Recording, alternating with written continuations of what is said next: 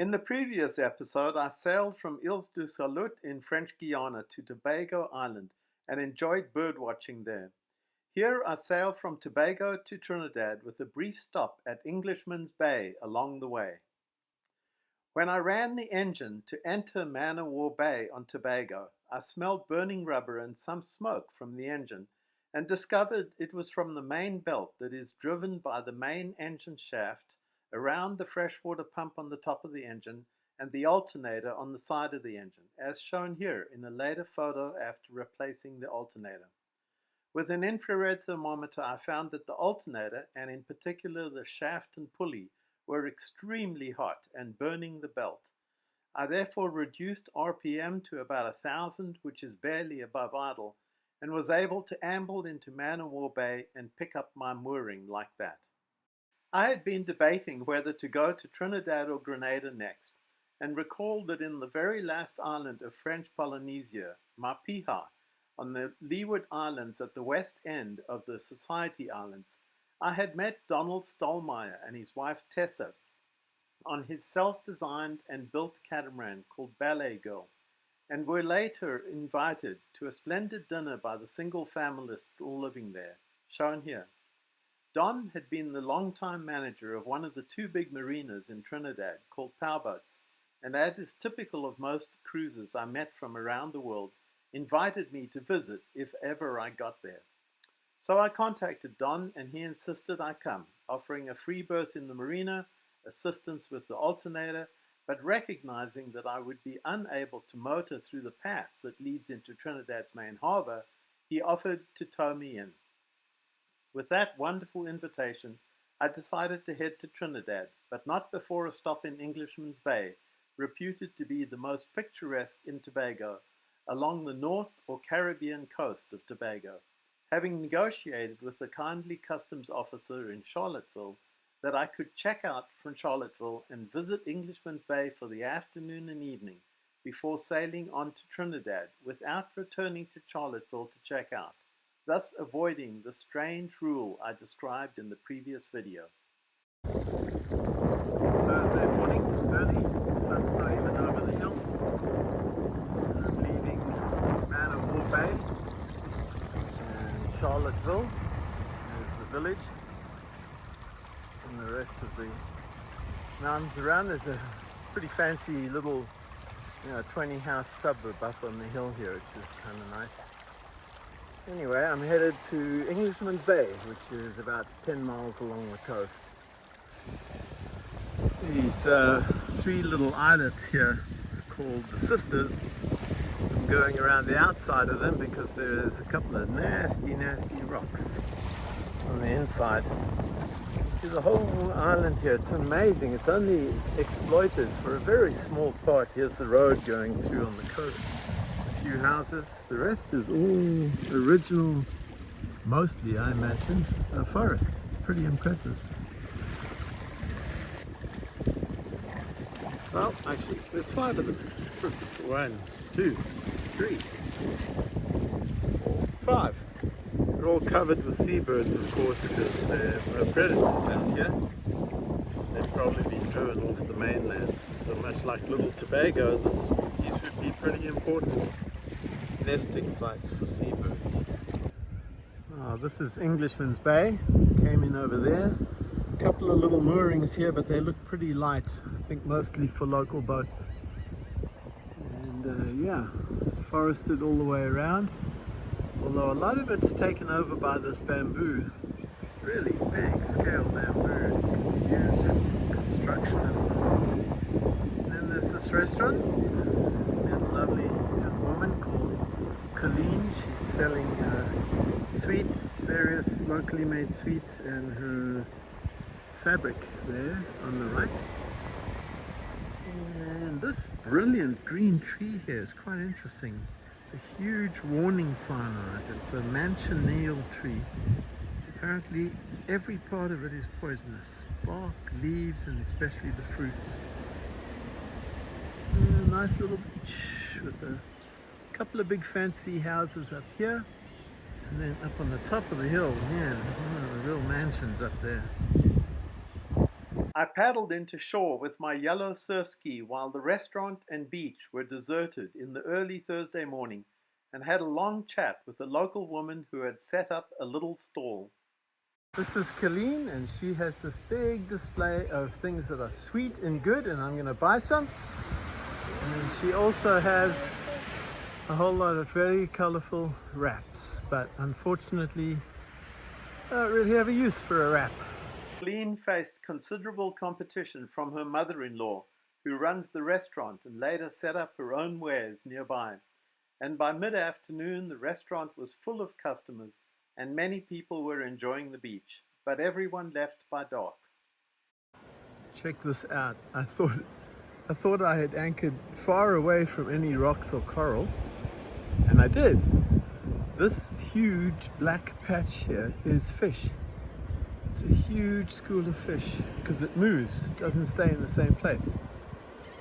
What surprises me is there are no birds diving on it. There must be thousands upon thousands of small fish here. Wow, there it moves off to the right now. Sweet. The beach is almost deserted. Just one couple with a tent there. I'm not sure they're going to stay the night. Restaurant is closed. I'm going to stay till around midnight and then take off to Trinidad. After a pleasant day chatting with Colleen about her life on the island, a bird-watching walk along the nearby main road, and a pleasant swim off the beach, I enjoyed the sunset and got 5 hours of sleep before raising the anchor and departing just before midnight to fulfill my promise to the customs officer. Although there was barely any wind and I had to motor very slowly till dawn to avoid overheating the alternator. It's Friday, the 25th of April, 7:30, sun's already high. I raised the anchor in Englishman's Bay on Tobago at midnight, and Tobago is now way behind us. And we're going through this passage called the Galleon's Passage. Yeah, it's kind of interesting. There are a bunch of ships. I'll show you one here. This tanker is anchored in 300 feet of water. So assuming they use the same kind of scope as us, 3 to 1 minimum, they're more than 1,000 foot of very heavy chain. And ahead of us here is a catamaran, a big passenger ferry catamaran. It's doing 30 knots. That's pretty impressive. Yep, and Trinidad I can see the outline in the haze, but I'm sure it's not visible on the video. Gonna be there about 4 o'clock. My friend Donald's gonna come out in the motorboat and how about this? Alright, it's turned into an absolutely lovely day. You can see from the flags we finally have the breeze. Arrived at about 7. Now we're going so fast I have to slow down. So I could probably have slept in, but oh well. And there's Trinidad. The outline of it. We're headed all the way down there. 25 miles to go. Well, this is what was forecast. I just didn't believe it, especially early this morning. It's really blowing hard now. It's nice. 20 knots. Nice swell. And yeah, I've got 13 miles to go to my rendezvous at Monas with Donald. And I'm going way too fast. I'm down to a sliver of jet, still doing 5 knots. You can see from the wind vane here we're sailing absolutely dead downwind. Swells are coming up right behind us. And I mean, if we were in a hurry we could easily be doing 7-8 knots now. But we're not. Anyway, so it goes. By slowing down enough, I made my rendezvous with Donald Stolmeyer at 4:30 p.m. on this Friday afternoon at the entrance to a pass called Bocas Monas, mislabeled by Google Maps as Bocas del Dragon, which is further west, out of which the current flows strongly no matter the tide, as it is disgorging the water pushed into the bay south of it by the Guyana current and the trade winds. Our objective was Powerboats Marina in the town of Chaguaramas, on the bottom right in this image. This was the third and last time I required being towed into a marina. My rescue boat, Don Stolmeyer and some friends of his, and it's a Boston whaler with two big, what are they on the back? I can't tell from here. Two big engines, Mercuries, and they're going to pick me up with a tow when we get closer and smoother into this pass. It's called Bocas Monas. The island on the right is called Monas Island. And we're under tow. Going into this pass. Looks like the current is flowing out really hard. Doing 3.5 knots forward now. We'll see what happens when we hit the current. Yeah, this is quite a spectacular little pass here. But man, it's flowing fast. Look at it going through a constriction here. We've got standing waves. They're not that big, but still. No way I could have come through here at this time on my own, even if I had a good engine. But of course I wouldn't have tried. I would have come when the tide was going the other way this morning. But Donald was only available this afternoon, so I chose to do it this way. It's probably just as well. Along the way we passed their naval base, and eventually sea change was nudged into a tight slip between two large sport fishing boats, with an unusual wing-masted catamaran a few slips along. This crisp white design uses rotating wing masts on each hull with 4 sails in front of them, as shown in this picture from the web. The next morning, Don and Tessa took me to the local farmers market in the nearby capital of Port of Spain, where I refilled my fruit nets with delicious tropical fruits, purchased a bottle of coconut water from a guy who dispatched coconuts with practiced precision and speed, and watched a mechanized sugarcane juice extractor, far sophisticated compared with the one in Tobago.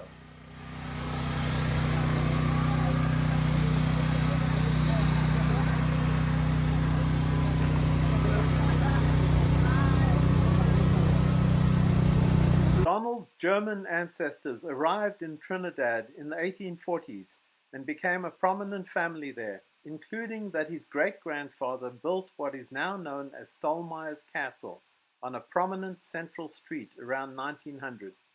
And his father Geoffrey was a famous cricketer immortalized in a painting on the wall surrounding the nearby Queen's Oval, along with Trinidad's other famous West Indies team cricketers. That afternoon, I met Tessa's sister, Sheila, and her Canadian husband, Bill. Inspired by Don and Tessa's catamarans and sailing adventures, they bought a massive Leopard 46 catamaran, here being shrouded for off-season work, as their first sailboat, and already had 2 seasons sailing around the Caribbean under their belts. The next morning, they took me for a walk up a stream at the nearby botanical garden. This stream is above a series of small waterfalls, and it would be the perfect stream to find the colorful guppies that evolve, the males anyway, in these streams, but no such luck. Here's a real tropical forest tree with its bracing at the bottom. And a massive canopy way up above everybody else, including lots of epiphytes growing on it.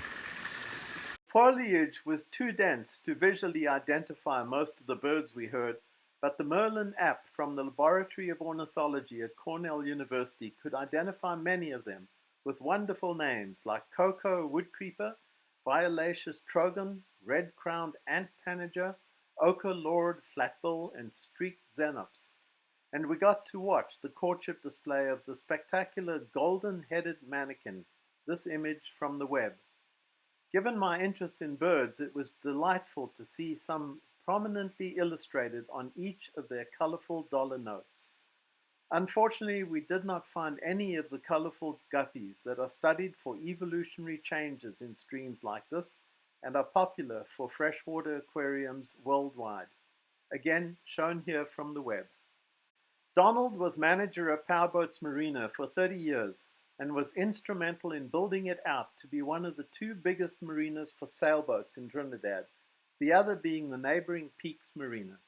A couple of his innovations are this sliding boarding plank and these simple, locally made trailers for small motorboats. During these years, he built several unusual, self-designed sailing catamarans, including the one I met them on in French Polynesia in 2022. Now he was midway through building another with the help of 3 local workers and using the same molds, but this time a motor cat with 220 horsepower turbocharged Yanmar engines that they plan to do the Great America Loop with, and we hope to join them for the Illinois River leg from Chicago to the Mississippi. Don had promised to help me with my overheating alternator and took me to his favorite local marine electrician who confirmed that it was toast. Another contact of Don's offered to get a replacement from the US for $500 with a week-long delivery time. But I chose to install a generic new alternator I had bought in Cape Town as a backup, although it had a quite different design requiring a lot of bodging to get it to fit and adjust belt tension appropriately, and a different wiring connection that I circumvented with the short blue connector. I did not actually need the alternator to charge the engine or house batteries, and never ran the engine just to do that, as I had my huge 330-watt solar panel above the bimini to charge the 4 house batteries, and one of the old auxiliary 100-watt panels on the lifeline separately kept the engine start battery fully charged. Nevertheless, it was good to get things back to fully functional. The next morning, Lexi Fisher, the woman shown here in a picture from the web, who has taken over editing the famous Doyle sailing guides to the Caribbean, as part of her research to update the Trinidad and Tobago guide, organized a tour of the local Angostura rum distillery. She kindly gave me this copy of the new guide to the Windward Islands I would visit next, annotated with top kitesurfing and snorkeling spots, in exchange for an old Donald Street guide Nick Ondrake had given me, but concerned islands I mostly did not plan to visit. I did not realize who they were at the time, but she and her father, Jeff Fisher, shown here on the right with Chris Doyle in a picture in the guide, had helped Don and me maneuver sea change into her tight berth and later helped me get out and on my way. Don't have much interest in rum and had little use for the samples they gave us at the end of the tour, and they did not allow us to take many photos except in this recycling operation for the barrels. Nevertheless, the history of this distillery, originally established in Venezuela in the 1820s by another German immigrant named Dr. Siegert, but moved by his sons, shown here, to Trinidad in 1875, was interesting in their museum where we were allowed to take photos. I especially enjoyed the old maps. Note here the blank for the Western USA and Canada, and the model and story of one of their ships named for him. Instead, my primary interest as an entomologist was their remarkable butterfly collection donated by Malcolm Barkant, who made extensive collections of local butterflies like these monos and swallowtails, including several species known only from single specimens, as at the bottom of this display, and one little new moth species named for him, all annotated with maps of their distributions. He also wrote the book on the butterflies of Trinidad and Tobago. They asked us not to take pictures of the extensive collection of local artwork that lined the hallways of the main building, but I could not resist sneaking one of this cricket scene. Growing up in South Africa, I played cricket in high school and followed international cricket in the newspapers, and the West Indies team was always prominent and still is today. Indeed, I enjoy a day each year watching an international match at the famous Newlands grounds in Cape Town when I am visiting there for kitesurfing, including once watching Chris Gayle lead the West Indies in demolishing the Proteas in a T20 evening match. And the local Trinidad paper even had an article about an amazing 14-year-old Indian player who knocked a century in an ODA match. On my final day in Trinidad, Sheila and Bill, shown here, took me to a hummingbird sanctuary at a home called Yatera, high in the hills above Port of Spain. The owner provides a rather long talk about the extraordinary biology of these remarkable birds, most of which I was well familiar with, so I spent my time getting close to some of them. I'm in a place called Yvette or Irette or something like that, Y-R-E-V-E-T, and it's a hummingbird center. And it's just a private home way up in the hills. And they, of course, put out feeders, and you pay, of course, but my goodness, look at the hummingbirds. Just absolutely thick with them. All sorts of species. Look at this one. Look at this one on the right. Look at the colors on it, the red. Oh, and a yellow throat. Oh, goodness me.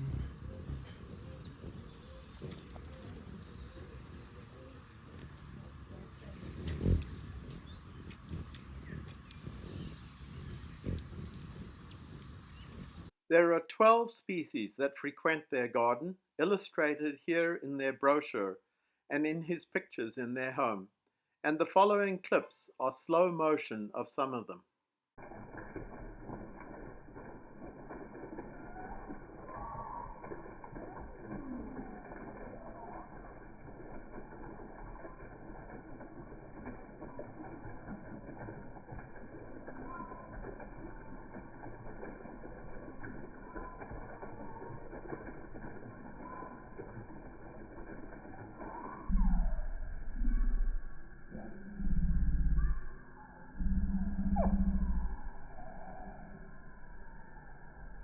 Back home now in East Central Illinois and editing these videos in the fall, we have feeders out for the only species that lives in the eastern USA and are currently migrating south to the neotropics for the winter, the ruby-throated hummingbird. I thoroughly enjoyed my week-long visit to Trinidad and thank Donald and Tessa, Sheila and Bill, and Lexi and Jeff for their hospitality, and I regret not getting decent photos of them. Trinidad and Tobago are two islands I hope to revisit one day to tour more extensively by land, having visited only a corner of each. In the next episode, I sail due north to Grenada,